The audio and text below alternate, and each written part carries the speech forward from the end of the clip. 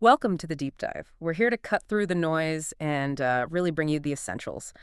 Today, we're taking on a pretty big topic, actually human reproductive health. We've got a whole stack of sources here articles, notes, covering, well, everything from the very beginnings of life right through to adult health concerns and even some key medical steps. So, our mission, our deep dive today, it's to pull out those really important nuggets of knowledge, those aha moments, and the practical stuff too, things that will help you feel genuinely well informed about this, fundamental part of being human. Okay, let's get into it. It really is fascinating, and you look at all this material, and it seems vast, maybe even overwhelming. But the interesting thing is how interconnected it all is. All these stages, these systems. Once you grasp a few core concepts, you start to see the threads connecting everything. It builds a really solid foundation. Absolutely. It's like a big, intricate puzzle. So let's start at, well, maybe the most miraculous point pregnancy, the antepartum phase. Beyond just, the baby growing, what's really happening inside the expectant parent's body? What's this incredible physical transformation about? Yeah, it's so much more than just making space. The maternal body goes through these huge, often kind of underappreciated adaptations. We're talking massive hormonal shifts, estrogen, progesterone, lots of others surging. But here's something really striking. The cardiovascular system basically rebuilds itself. Blood volume can shoot up by like 50%. Cardiac output increases dramatically. It shows how incredibly the body adapts to new demands. And there's even a hormone called relaxin, which literally helps soften the pelvic ligaments, preparing for the main event. Wow, 50% increase in blood volume. That's staggering. And okay, while we know about common things like nausea, maybe fatigue, the sources really emphasize paying attention to specific warning signs. Things like vaginal bleeding, a really severe headache, sudden vision changes, that edema and headache combination, for instance. Why is that specific pairing something listeners really need to be aware of? Why so urgent? That's absolutely critical. Those signs, severe headache, visual disturbances, significant swelling can signal preeclampsia. It's a serious condition. The underlying issue often involves inflammation and blood vessel constriction, which can be dangerous for both the mother and the baby. It can escalate fast. So catching it early is literally life-saving. And that's why consistent prenatal care is just non-negotiable. Monitoring blood pressure, weight gain, checking fetal growth, plus those routine labs. Things like checking the Rh factor that's vital for protecting future pregnancies.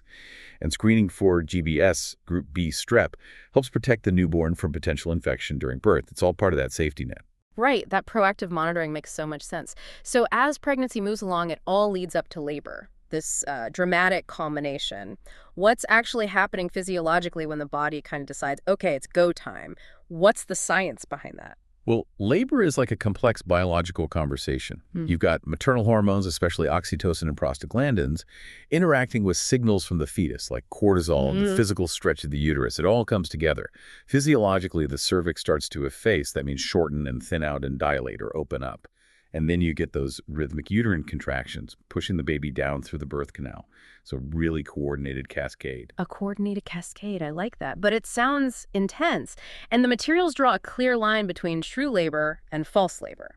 In the middle of it all, maybe stressed, how easy is it really for parents to tell the difference? What's the core advice? Oh, it can be incredibly tricky, especially for first-time parents, definitely. The absolute key difference is cervical change. True labor involves contractions that are regular, they get stronger closer together, and they cause the cervix to efface and dilate. You might also see a bloody show, or your water might break. False labor contractions. They're usually irregular, they don't really change the cervix, and often they ease up if you move around or rest. But the crucial advice, always, is if you're in doubt, just call your doctor or midwife. Don't wait, don't guess. Let the professionals figure it out.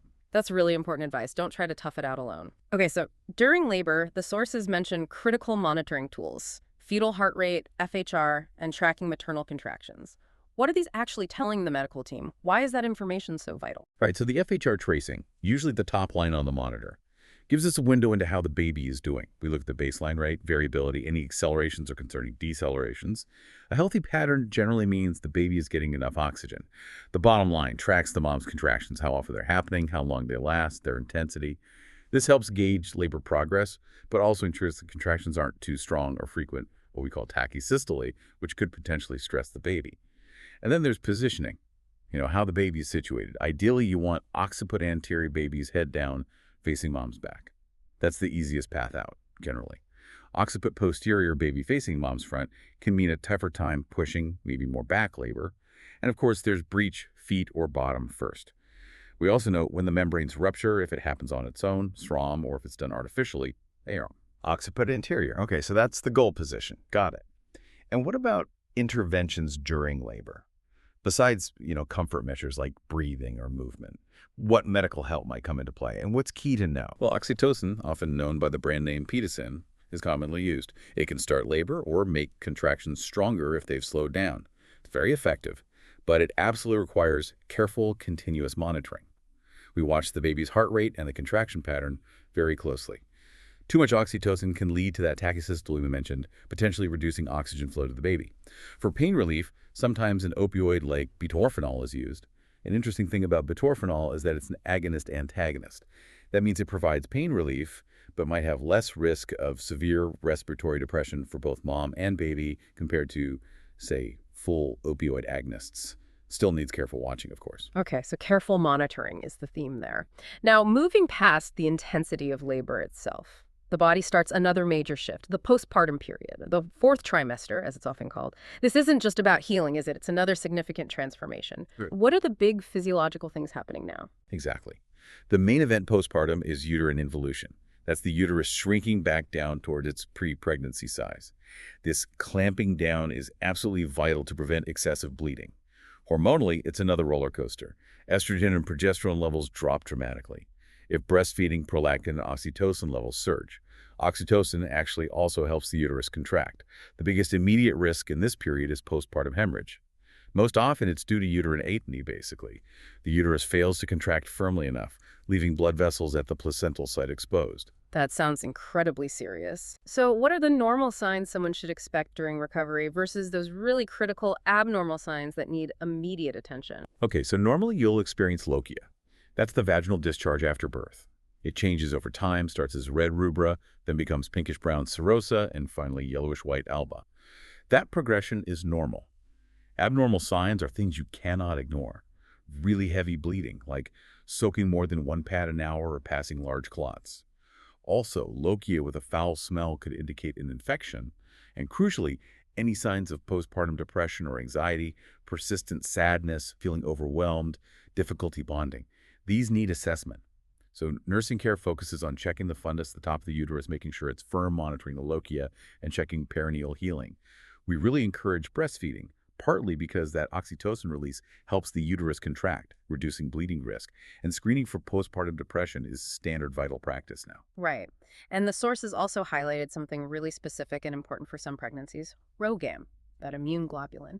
What exactly is RhoGAM doing and why is it so crucial? RhoGAM is a fantastic piece of preventative medicine.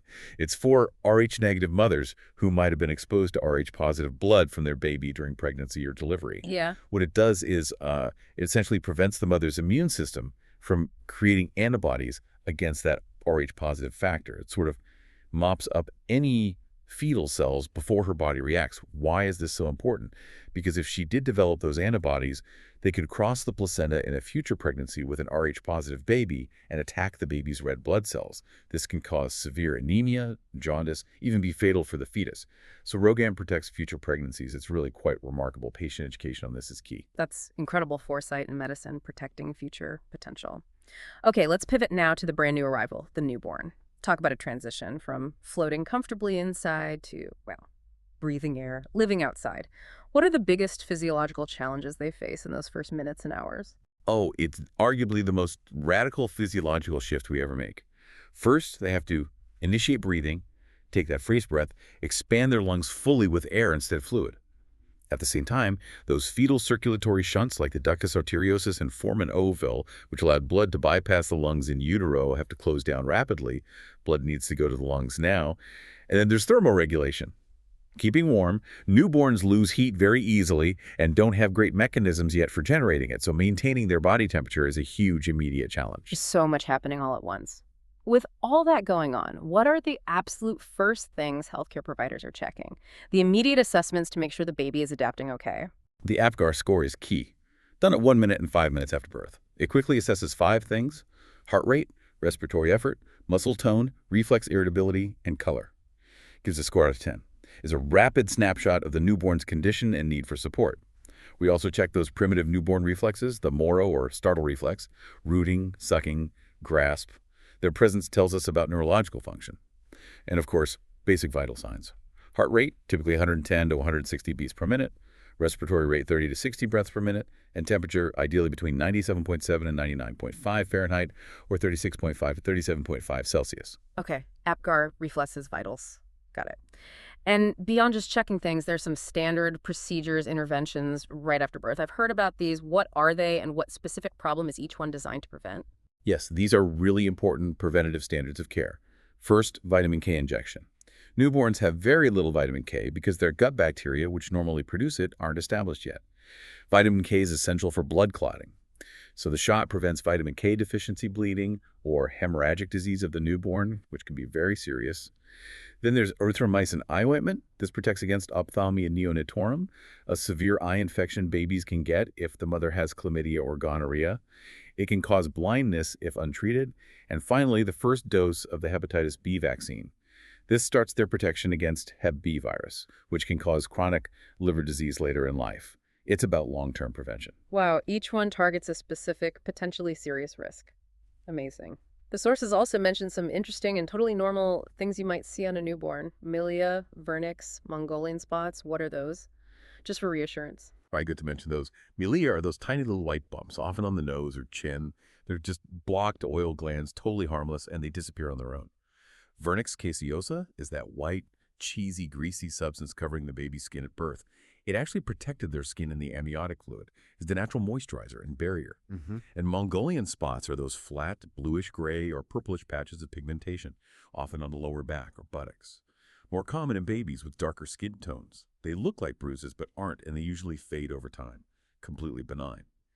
And while focusing on the normal, we're of course also aware of and screening for specific conditions mentioned, like cerebral palsy, that non-progressive motor disorder from an early brain injury, or Down syndrome, trisomy 21, with its characteristic features and developmental considerations. And failure to thrive, where a baby isn't gaining weight adequately, could be due to medical reasons, organic or psychosocial factors, non-organic. The insight there is really the level of support needed for the child's development, yes, but also for the family navigating these challenges. It really underscores the complexity right from the start. Okay, let's broaden our deep dive now to lifelong reproductive health.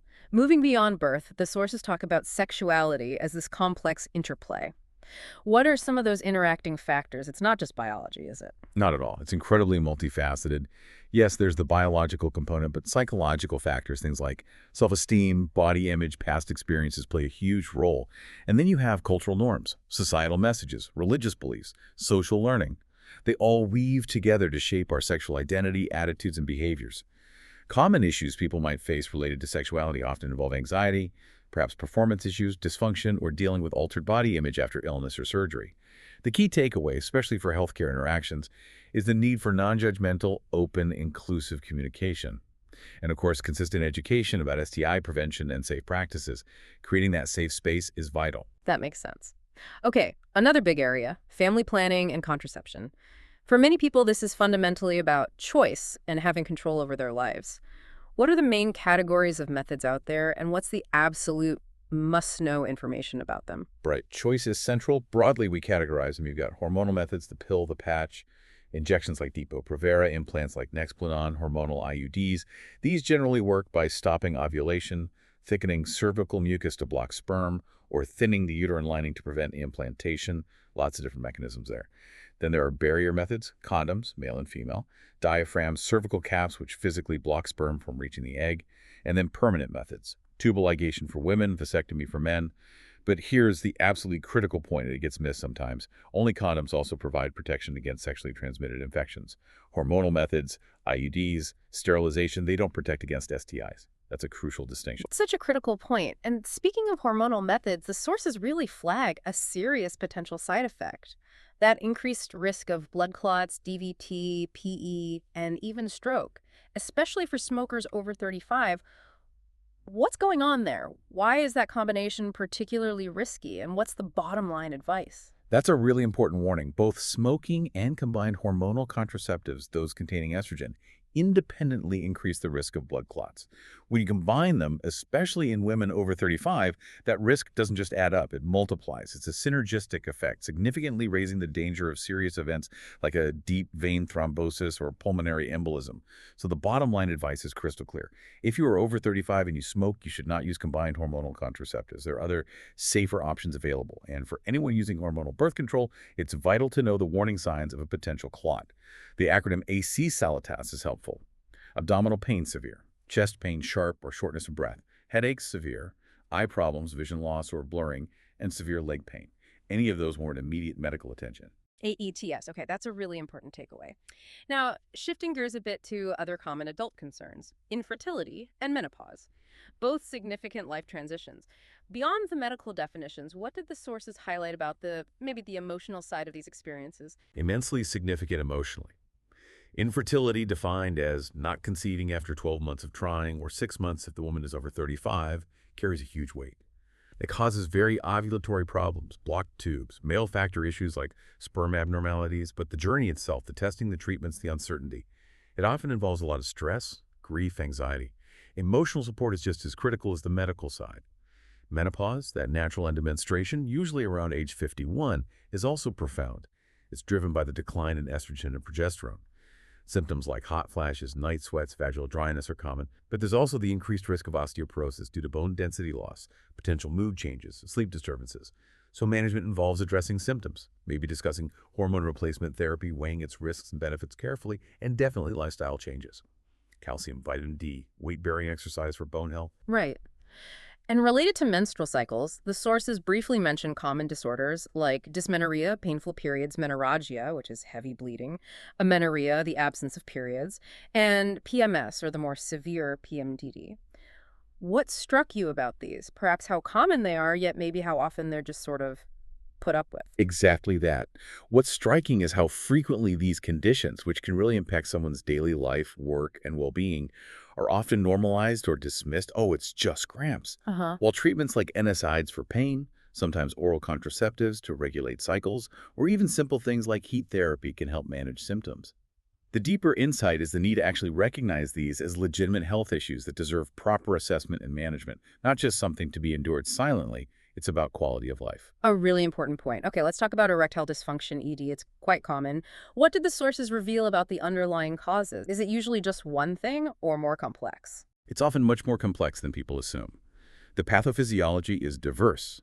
It can be vascular problems with blood flow, maybe due to atherosclerosis. It could be neurological nerve issues, perhaps from diabetes or surgery. Psychological factors like stress, anxiety, depression play a big role too. And hormonal imbalances like low testosterone can be involved. What's really crucial to understand is that ED can often be an early warning sign for underlying systemic health problems. Things like cardiovascular disease, hypertension, diabetes. It's not just isolated, it can reflect broader health. That makes sense. So that brings us to medications like sildenafil, brand name Viagra. What's the absolute critical thing someone needs to know if they're considering it, especially regarding how it works and any major warnings? Okay, sildenafil is a PDE5 inhibitor. How it works, basically, is it enhances the effects of nitric oxide, a chemical the body releases during sexual stimulation. This relaxes smooth muscles in the penis, allowing more blood to flow in, which helps create and sustain an erection.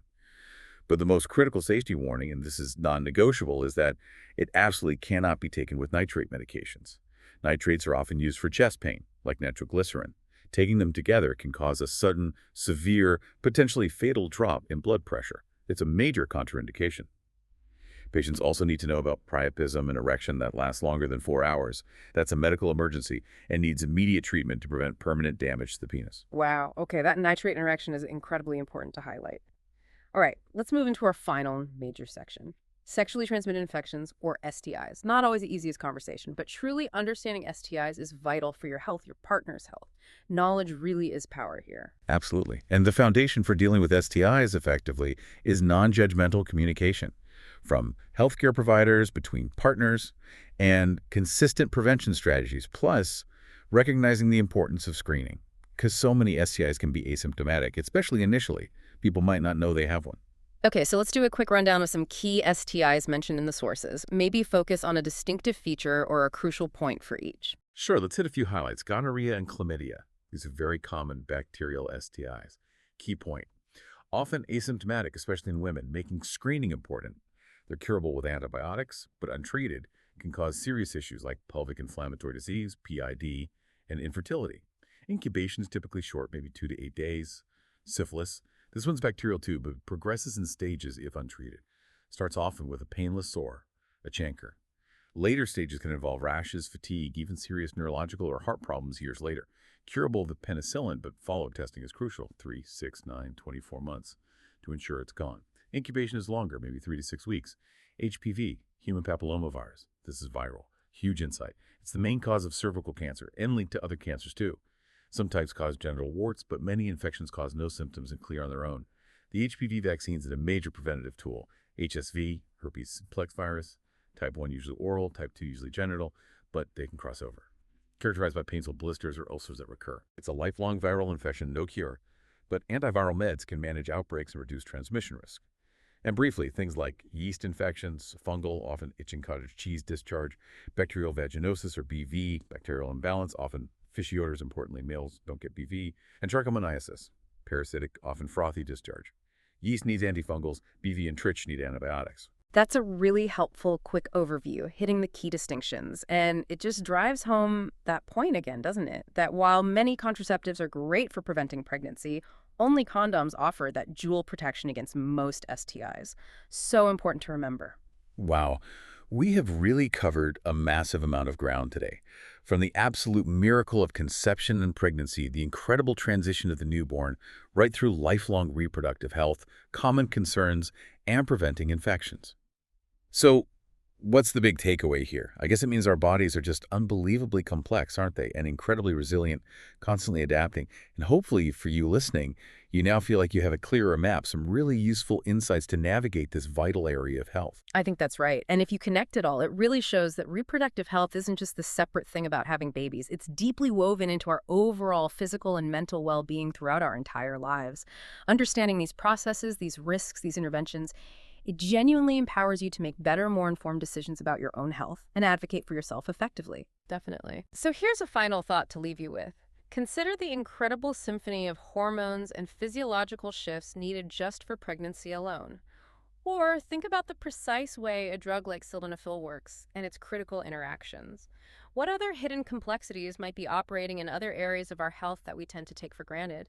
And how could understanding those intricate connections better empower us all to live healthier, more aware lives? Something to think about. Thank you so much for joining us on this deep dive. We'll catch you next time.